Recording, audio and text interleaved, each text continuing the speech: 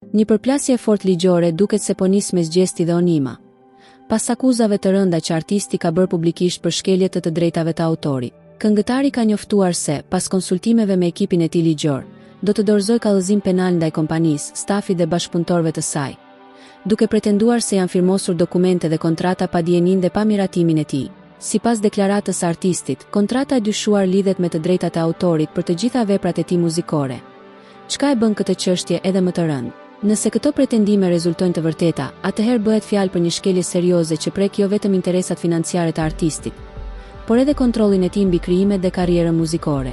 Pa dijenin dhe pa autorizimin tim kanë nënshkruar kontratë rreth të drejtave të autorit për të gjitha veprat e mia, është shprehur ai, duke lënë të kuptohet se ndihet i tradhtuar dhe i dëmtuar nga njerëz me të cilët ka bashkëpunuar.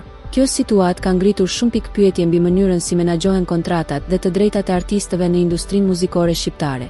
Shpeshherë artistët ankohen për mungesë transparence, ndërhyrje në të drejtat e tyre dhe kontrata që sipas tyre nuk respektojnë interesat e krijuesit. Nga ana tjetër, kjo lëvizje e Gjestit tregon se ai duket i vendosur të mos hesh dhe ta çojë çështjen deri në fund.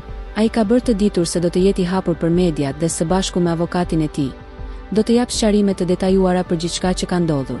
Rasti pritet të marrë vëmendje të madhe publike dhe mediatike, pasi përfshin një nga emrat më të njohur të muzikës dhe një kompani të njohur të industrisë. Nëse çështja përfundon në gjykatë, mund të sjellë pasoja të mëdha dhe të hap debat të fortë për të drejtat e autorit në tregun muzikor shqiptar.